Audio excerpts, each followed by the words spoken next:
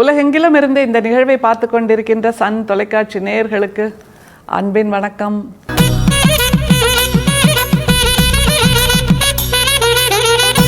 வள்ளல் பெருமானுடைய உரைநடையில் அவரோட கடிதங்களை நிறைய பார்த்துருக்கோம். இன்றைக்கும் ஒரு மிக முக்கியமான கடிதம், அதில் புரோக்கர் அப்படிங்கிறத பற்றி பேசுகிறாரு. அதில் அவர் எப்படி பயன்படுத்துகிறார் தெரியுமா? புராகர் அப்படின்னு பயன்படுத்துகிறாரு. ஆனால் அந்த காலத்திலே இந்த புரோக்கருங்கிற வார்த்தை இருந்திருக்கு. அதை நம்முடைய வள்ளல் பெருமான் புராகர் அப்படின்னு பயன்படுத்துகிறார்ன்ற ஒரு புதிய பாடத்தை இந்த கடிதம் கொடுக்கிறது. அதை தவிர அவர் இந்த கடிதத்தில் காட்டுகின்ற அக்கறை, வார்த்தைகளில் தொனிக்கின்ற அந்த நெருக்கம், அதாவது உன்னோட விஷயத்தில் எனக்கு அக்கறை இருக்குது, என்னோட விஷயத்தில் நீ இவ்வளவு தூரம் அக்கறைப்படுவது எனக்கு சந்தோஷமாக இருக்குது அப்படிங்கிற மாதிரியாக மயிலிறகு வார்த்தையால் அந்த கடிதத்தை வருடி கொடுக்கிறார். அந்த கடிதத்தை பெறுபவருடைய மனசை வருடி கொடுக்கிறார் அப்படிங்கிற ஒரு கடிதம் தான் இது. நிறைய முறை நம்ம பார்த்துருக்கோம். வள்ளல் பிரான் மிகப்பெரிய ஞானியாக இருந்தாலும் தன்னுடைய அன்பர்களுக்கு அவர்களுடைய வாழ்க்கை விஷயங்கள் குறித்தும் அக்கறை கொண்டு பல அறிவுரைகளை சொன்னவர் அப்படிங்கிறது நமக்கு நல்லா தெரியும். இந்த கடிதமும் அதற்கு ஒரு சான்றாக இருக்கிறது. அவரோட கடிதத்தில் பயணிக்கலாமா? முன்னர் நான் பெரிய புராகர் விஷயத்தில் எழுதின கடிதத்திற்கு பதில் தாங்கள் எழுதின கடிதம் வந்து சேர்ந்தது. ஆயினும் என் மனம் இக்கால விகற்பத்தால் விகற்பித்து கொண்டிருப்பதால் உடனே பதில் தெரிவிப்பதற்கு தடையாயிற்று. அது குறித்து வேறு நினைக்க வேண்டாம். பெரிய புராகர் விஷயத்தில் முன்பு நான் குறித்தபடி இன்னும் சில காலம் பிரயாசை எடுத்துக்கொள்ளுங்கள். நான் பின்னே அந்த பிரயாசையை மாற்றுகிறேன். சுந்தரம்மாள், அவர் புருஷனார், பெண்கள் முதலானவர்களுக்கும் நான் வருதலை குறிப்பிக்க வேண்டும். எழுதுவதற்கு தருணமல்லாத மனத்தோடும் இதை எழுதினேன். ஆடி மாதம் 8ஆம் நாள் இங்கனம் சிதம்பரம் ராமலிங்கம். இந்த கடிதம் கால விகற்பம் அப்படின்னு தலைப்பு போட்டு 28/6/1866ஆம் நாள் வள்ளல் பிரான் இந்த கடிதத்தை எழுதியிருக்கார். முதல்ல அந்த பெரிய புராகர் அப்படின்னா பெரிய புரோக்கர், அவர் மூலமாக ஏதாவது வாங்குவதற்கு அல்லது ஏதாவது ஏற்பாடு செய்வதற்கு சில அறிவுரைகளை அந்த நபர் கொடுத்திருக்கக்கூடும். அதை பற்றிய தகவல் எழுதிய கடிதம் வந்து சேர்ந்தது அப்படின்னு பதில் கொடுக்குறாரு. அதுக்கப்புறம் அதற்கு நான் பதில் எழுதாமல் இவ்வளவு நாள் காலதாமதம் பண்ணிட்டேன். அதற்கு இங்கே உள்ள கால விகற்பத்தால், மன விகற்பத்தால் நான் சிக்குண்டிருந்தேன் அப்படின்னு சொல்கிறாருன்னா, வள்ளல் பிரானுக்கும் இந்த நடைமுறை சவால்கள், நடைமுறை பிரச்சனைகள், நடைமுறை சிக்கல்கள் இருந்திருக்கின்றன.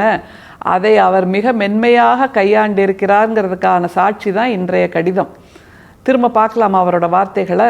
முன்னர் நான் பெரிய புராகர் விஷயத்தில் எழுதின கடிதத்திற்கு பதில் தாங்கள் எழுதின கடிதம் வந்து சேர்ந்தது. ஆயினும் என் மனம் இக்கால விகற்பத்தால் விகற்பித்து கொண்டிருப்பதால் உடனே பதில் தெரிவிப்பதற்கு தடையாயிற்று. கால விகற்பத்தால் விகற்பித்து கொண்டிருப்பதால் என்ன அழகான தமிழ் வார்த்தையை அவர் பயன்படுத்துகிறார் பாருங்க. கால விகற்பம், மன விகற்பம், இதெல்லாம் தமிழ் மொழியோட அழகு, சொத்து அப்படின்னு சொல்லலாம். ஏன்னா இந்த மாதிரி வார்த்தைகளை இப்போதுள்ள 21ஆம் நூற்றாண்டில் நம்ம அதிகமாக பயன்படுத்துறதில்ல. ஆனால் ஏதோ மனசு விகற்பமாக இருக்குங்க அப்படின்னு நம்முடைய கிராமத்து பெரியவர்கள் இன்னமும் சொல்கிறத நம்ம கேட்கலாம். செந்தமிழ் வார்த்தை. விகற்பம்னா ஏதோ ஒரு குழப்பம், ஏதோ ஒரு தடங்கல், ஏதோ ஒரு தடை, இனம் புரியாத ஒரு மனநிலை, அதைத்தான் விகற்பம்.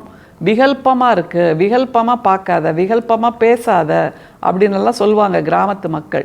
ஏன்னா வேறு மாதிரி பார்க்காத, வேறு மாதிரி பேசாத, வேறு மாதிரி சிந்திக்காத அப்படிங்கிறதுக்கான வார்த்தை தான் மன விகற்பம், கால விகற்பம் அப்படிங்கிறதெல்லாம்.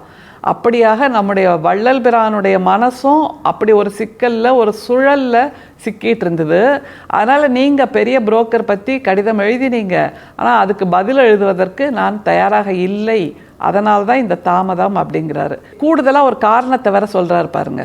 அது குறித்து வேறு நினைக்க வேண்டாம். பெரிய புராகர் விஷயத்தில் முன்பு நான் குறித்தபடி இன்னும் சில காலம் பிரயாசை எடுத்துக்கொள்ளுங்கள். நான் பின்னே அந்த பிரயாசையை மாற்றுகிறேன். ஏற்கனவே வள்ளல் பிரான் இதை பற்றி அந்த நபருக்கு பேசியிருக்காரு, தகவல் சொல்லியிருக்காரு, சில விஷயங்களை ஆலோசனையாகவும் சொல்லியிருக்கார். அதையும் மீறி அவர் ஒரு பதில் எழுதியிருக்கார். ஆனால் வள்ளல் பிரான் என்ன சொல்கிறாரு? உன்னுடைய பதில் எனக்கு ஒப்புதலாக இல்லை, எனக்கு ஓப்பாக இல்லை அப்படிங்கிறத முறிச்சு போட்ட மாதிரி பதில் சொல்லாமல், அவர் பற்றிய விஷயத்தில் நீங்கள் இன்னும் கொஞ்சம் காலத்தை எடுத்துக்கோங்க பிரயாசை எடுத்துக்கொள்ளுங்கள். அப்படின்னா இன்னும் கொஞ்சம் கூடுதலாக அதை பற்றி சிந்தியுங்கள், அதை பற்றி அக்கறை எடுத்துக்கொள்ளுங்கள், அதை பற்றிய முடிவை இன்னமும் ஆழமாக சிந்தித்து செய்யுங்கள் அப்படிங்கிறத தெளிவாக சொல்கிறார். அதாவது மறுக்கின்ற ஒரு விஷயத்தை கூட மயிலிறகால் வருடுவது போல் மறுப்பது எப்படி அப்படிங்கிறத வள்ளல் பிரானோட இந்த கடிதம் நமக்கு சான்றாக காட்டுது. மனசை முறிக்கிற மாதிரி, நீ பண்ணது சரியே இல்லைப்பா, என்ன நீ யோசிக்கிற, தப்பு தப்பாக யோசிச்சுக்கிட்டு இப்படியெல்லாம் பேசுகிறது நாம் பயன்படுத்துகிற வார்த்தை. ஏன்னா நமக்கு அந்த பக்குவம் இன்னமும் வந்து சேரவில்லை. ஆனால் பக்குவம் வந்து சேரலைன்னு சொல்லிட்டு முதிய பருவம் வரைக்கும் நம்ம இப்படியே இருந்தால் அதனால் பிரயோஜனம் இல்லை. அதனால் பக்குவப்படணும். அதற்காகத்தான் வள்ளல் பிரானோட இந்த மாதிரி கடிதங்களையெல்லாம் நம்ம வாசிக்கிறோம். அப்போது எனக்கு ஒவ்வாத விஷயம், என் மனசுக்கு ஏற்றுக்கொள்ள முடியாத விஷயம், எனக்கு பொருந்தி வராத விஷயம் என்றாலும் கூட அதை நான் உனக்கு ஏற்றபடி மென்மையாக உன் மனசு வலிக்காத மாதிரி நான் சொல்லுவேன் அப்படின்னு வள்ளல் பிரான் இதை சொல்லி காட்டுறாரு. அதை பற்றி கூடுதலாக பெரிய புராகர் விஷயத்தில் நீ கூடுதலாக பிரயாசம் எடுத்துக்கோ, கொஞ்சம் அக்கறை எடுத்துக்கோ, ஆனால் நான் அதை மாற்றுவேன்னு வேற சொல்கிறார் பாருங்களேன். குறித்தபடி இன்னும் சில காலம் பிரயாசை எடுத்துக்கொள்ளுங்கள், நான் பின்னே அந்த பிரயாசையை மாற்றுகிறேன். சுந்தரம்மாள் அவர் புருஷனார் பெண்கள் முதலானவர்களுக்கும் நான் வருதலை குறிப்பிக்க வேண்டும். இதுதான் வள்ளல் பிரானோட சிறப்பு. ஏன்னா சுந்தரம்மாள் அவர் புருஷனார் பெண்கள் முதலானவர்களுக்கும்னு சொல்கிறாருன்னா, பொதுவாக ஆண்கள் தங்களுடைய வருகையை, தங்களுடைய பிரயாணத்தை, தங்களுடைய செயல்பாடுகளை மற்ற ஆண்களுக்கு முக்கியத்துவம் கொடுத்து சொல்வார்களே தவிர பெண்களை பற்றி அவர்கள் சிறிதும் கிஞ்சித்தும் யோசிக்க மாட்டார்கள். உனக்கெல்லாம் என்ன தெரியும், பொட்ட பிள்ளைக்கு என்ன தெரியும், அப்படி போய் ஓரமாக நில்லு, ஆமாம் உனக்கு சொல்லித்தான் நாங்கள் இதில் செய்யணுமாக்கும். இதெல்லாம் நாம் சகஜமாக பயன்படுத்துகிற வார்த்தைகள். ஆனால் வள்ளல் பிரான் அப்படி செய்யவில்லை. அதனால்தான் அவர் வள்ளல் பிரானாக இருக்கிறார். சுந்தரம்மாளுக்கு சொல்லுங்க, அவரோட கணவருக்கு சொல்லுங்க, அந்த பெண்களுக்கும் சொல்லுங்க நான் வருகிறேன் என்ற தகவலை என்று சொன்னால் மனசு அப்படியே இளகி போகுது இந்த வார்த்தையை படிக்கும்போது. ஏனென்றால் அவர் ஞானியாக இருக்கிறார். ஆணும் பெண்ணும் சமம் என்ற நோக்கில்தான் அவர் சத்திய ஞான சபையை உருவாக்கினார். அப்படின்னா அதை ஒவ்வொரு செயல்லையும் ஒவ்வொரு வார்த்தையிலையும் செய்து காண்பிக்கிறார் வள்ளல் பிரான்கிறதுக்கு அடையாளம்தான் இந்த கடிதத்தில் உள்ள இந்த வாசகங்கள். ஆண்களுக்கும் பெண்களுக்கும் சமமாக இருக்க வேண்டும்னு நான் சொல்லுவேன், ஆனால் வாழ்க்கையில் அப்படி பண்ண மாட்டேன்னு வள்ளல் பிரான் செய்யலை.